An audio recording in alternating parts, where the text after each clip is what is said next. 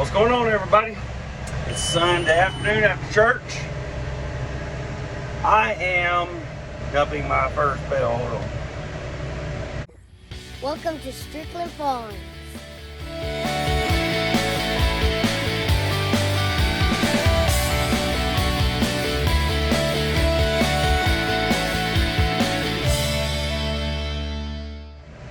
Make sure it turns out right. It is wrapped. Of course, I can't see it. Let me get out and go look at it. I gotta make sure it looks all right. The reason why I want to look at it is because it's the first bale. This is a custom bale job I'm doing for a relative. I want to make sure it wrapped right. So, pretty field. It's a big field too. He raked it yesterday, but he thought it was too wet, so I waited to come till today. So here we go. Big field. Lots of hay. And it smells wonderful. So that's bale number one. Oh, my finger's in the way. That's bale number one. Y'all stay tuned. I'm not gonna film much because, like I said, this is not mine. So, but I'll bring y'all back out there once in a while. I don't want y'all to look at this. This is crazy to me. I don't have many fields like this. So let me get going now. So right there's one bale. Zoom in.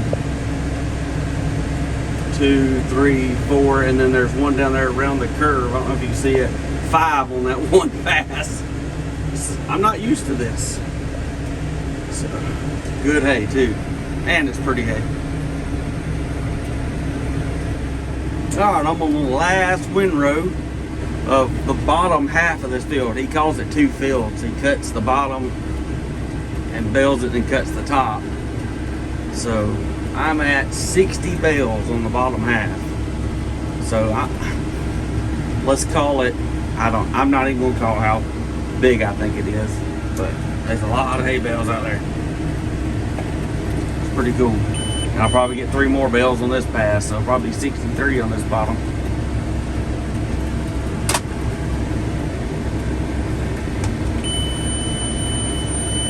There we go. I baled 9 bales up on the top. He was raking for me, and he was having problems, or it looked like he was having problems turning around, so I ran out there and baled some turnaround rows for him.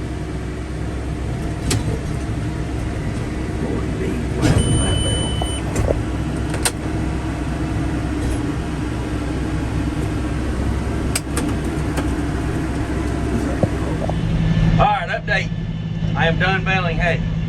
So I finished the bottom half of the field, started on the top half, and the moisture shot up, which I found it looked a lot greener to me, so I called him and he said he cut it yesterday morning. So we're gonna hold off, try to bale that tomorrow. So I ran to the house, I got the 5075, hooked it to the big cutter. Oh my goodness, here comes the cops. Hey, hooked it to the big cutter, and now we are headed to a hay field. We're going to the Spigner field, which is actually within about a mile of where I'm baling hay. There's a reason for that. That way I can unhook this cutter and hook the big cutter up to that big tractor to the cutter right here. You get what I'm saying. Whew. I've never cut hay with this 5075 and this big one. I've never cut hay with anything in the 5075. So we're gonna try it. I don't know.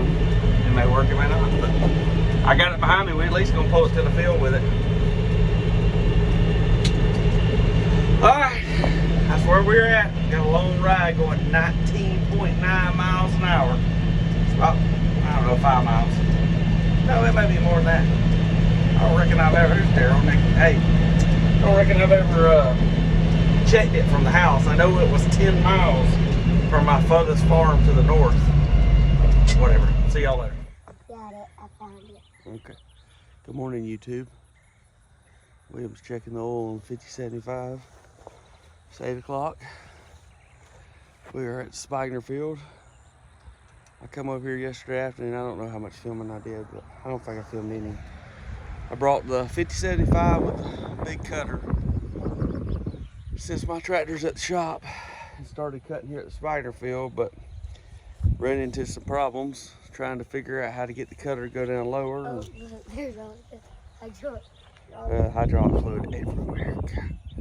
finally at 9 o'clock last night, I called it quits on trying to figure out.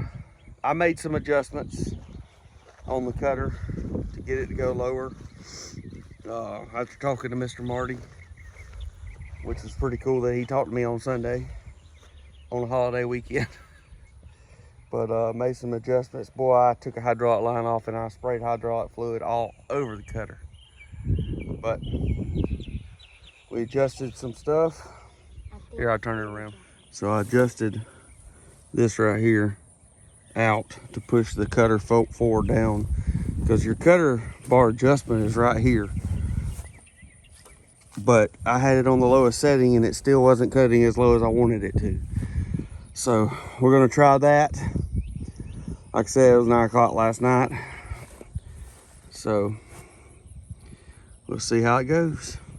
Me and William's fixing to get started. All right, everybody. I have made it to the 30-acre field at the Thomas Farm. It is beautiful. Grass looks great. Not hardly any weed pressure. So I'm excited about cutting this field. Making a first pass right across the middle of the field just to kind of see what it looks like. I spent a lot of money on this field last year spraying it. I sprayed it several times just to try to get it cleaned up, and it's looking good right now. Don't know if I'll spray it again this year, but man, it looks clean right now. Pretty. Grass is not super deep, but it's in decent shape. So on this first pass on this terrace, I got the cutter pulled in behind me. So, looking good. Man, it's a pretty place out here.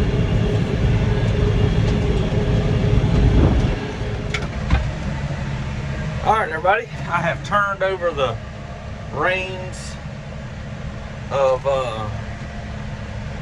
cutting hay to my daddy. He's cutting hay, and I jumped in the baler tractor and started back to baling.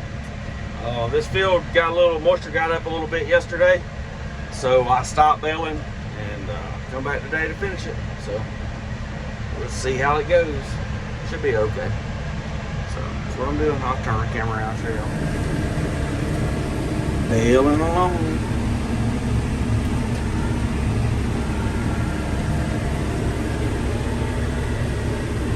There's not a whole lot left over here.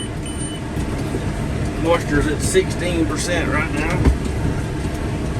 Boy, you find a daggum hole every once in a while to jar your teeth.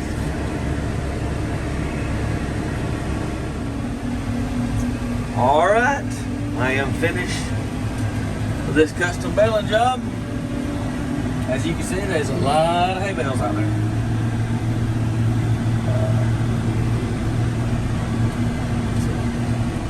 On to the next one. But I am probably done for the day because I got ball practice. But that's pretty. Sort of wish I was mine field. Woo! Be nice. 105 bales. I don't know if you see that. All right, signing off.